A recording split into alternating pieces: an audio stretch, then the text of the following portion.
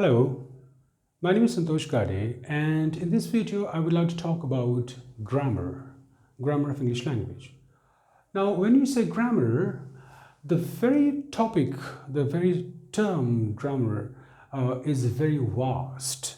It involves a tremendous amount of study, right? But in this video, I would only be talking about a very important question concerning grammar of English language. So the question that I want to talk about is, what is grammar? Let me write down the question here. What is grammar? I hope my handwriting is legible enough. Right, so what is grammar? Right, that's a very important question. Now, it is quite possible that to some of you, this question may actually sound quite less important as to why he is talking about this question, because we already know grammar pretty well. And that's quite understandable, you see. But let me tell you as to why I have chosen this question. To the best of my experience, it has happened many a times in my classes and also elsewhere that the students who are very good at grammar, I mean, they have very good understanding of various topics of grammar, right? But when a question is asked to them that what is grammar, their responses are quite inadequate, quite inappropriate, rather incorrect, right? Therefore, I thought it is important that I talk about this question today to begin with, right? So let's begin with that. What is grammar? Before we get into that, let's talk about something else. Rules. Yeah? So the rules are very important in our lives, day-to-day lives, right? Every day. For instance, if we are driving on the road, we have to follow the traffic rules, right? If we are within the premises of our school, or even if we are in our classroom, right, we have to follow the rules of the school premises, or the rules that are laid down to us by the principal or the school administration, right? So that's very important. So rules are important everywhere at almost every time, except the fact that you're taking rest, right? Rules are very important. So why are rules important? Rules are important because life becomes coherent, right? By following the rules, life becomes systematic. Life becomes, a coherent. There comes uniformity, right? Rules bring uniformity to the things. Therefore, rules are very important. Take an example of our family also. Within our family also, we have certain members. We have father, a mother, a brother, a sister, an auntie, an uncle, right? Grandfather, grandmother, so on and so forth. There are various members in our family. It's not necessarily that all of them, but by and large, we have certain, most of them in the family, right? Now, despite the fact that each of these members, right, each of these members is an individual, right? He or she has its own, thought process, but they still live together, right? So why do they live together? They live together because of the love and affection for each other, right? Obviously, that is there. Love and affection has to be there. Only then it becomes a family, right? However, apart from that, what is more important, or probably, equally important rather, is the fact that each of the family has its own rules, and those rules are to be followed by each of the members of that family. Now, these rules are not written, they are not written anywhere, but those rules are inculcated into your minds, into the minds of each of the members of that family, right? Directly and indirectly also, right? So that inculcation, right, is a deliberate attempt, right, to make you understand how to live in that family, right? And when you follow the rules of that particular, for instance, and what are the rules of the family for that matter? The rules of the family could be that, a specific person of the family has to do this particular job, right? For the family, I mean to say, within the family, a specific member of the family should get up at specific time, should do this, should do that, so on and so forth, right? How to tackle with a specific situation, how to manage the house, how to clean the house, how to receive the guest, how to talk to a guest, so on and so forth. These are small things. They sound quite uh, general, but these things have very prominent impact in our lives, and the way we present ourselves, or the way we represent our family, basically.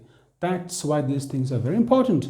And these are the rules of the family, right? These rules ought to be followed by each of the members of the family, right? However, on the other hand, for instance, if the members of the family start saying that, well, I am just not bothered about the rules of the family. For instance, your father says that, well, I'm just not bothered about the rules of the family.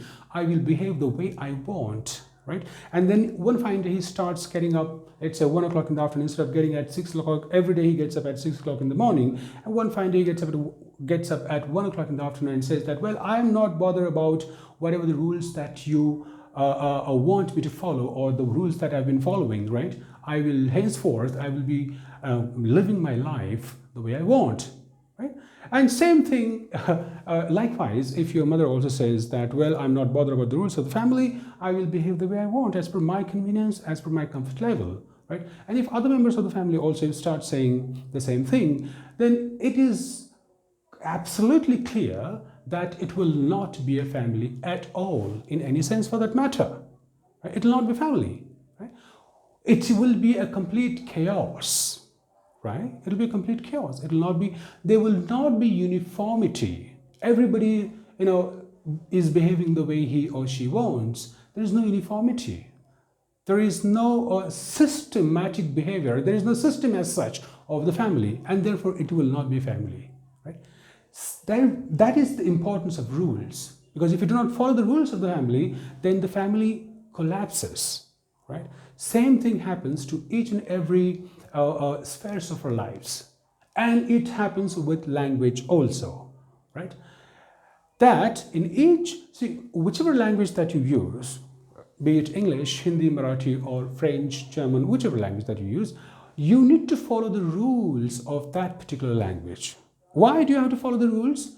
Simply because you should be able to communicate as per the standards of that particular language, right?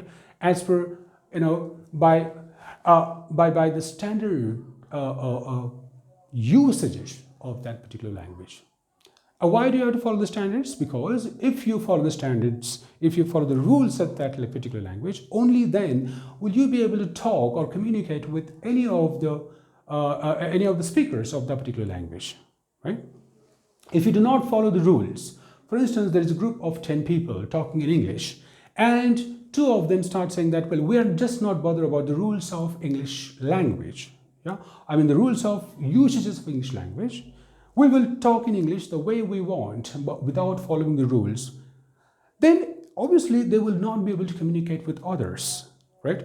For instance, take an example that it's a simple sentence. Today is, let's say, Saturday. If I write it here, today is Saturday. It's a very simple sentence, very, very simple sentence. But despite the fact that it's a simple sentence, this particular sentence follows strict pattern or the rule of English language. Rules of English language. It follows rules of English language, and therefore this sentence could be understood, or will indeed be understood by any of the speakers of English language across the globe, right? Because it has followed all the rules of English language, by and large, really, right? Therefore, following the rules, adherence to the rules of the language usage is very important. So I was telling you that if 2 of the members of a group of 10 people, talking in English, start saying that, well, we will not be following the rules of language, English language, then obviously they would not be able to communicate with the rest of the group, right? Because they're not following the rules. Yeah. So this is the importance of rules, and rules are equally important in language also. And grammar is nothing but the rules of English language, or the rules of language for that matter in general. When we talk about English, then it is rules of rules of using English language. Yeah. So the question, what is grammar? The answer is, grammar is an embodiment of language usage. An embodiment of language usage. In other words, it could also be said that Grammar is a systematic study of language, right? A systematic study. Why do we need a systematic study of language? We need systematic study because we should be able to understand the standard protocol as such laid down by tradition or systematic study, by scientific study of that particular language, so that we are able to communicate with any of the speakers of that particular language in any part of the world. Right? That is important for systematic study. Yeah? That's why systematic study is important. And that's what grammar is all about. What is grammar? Thank you.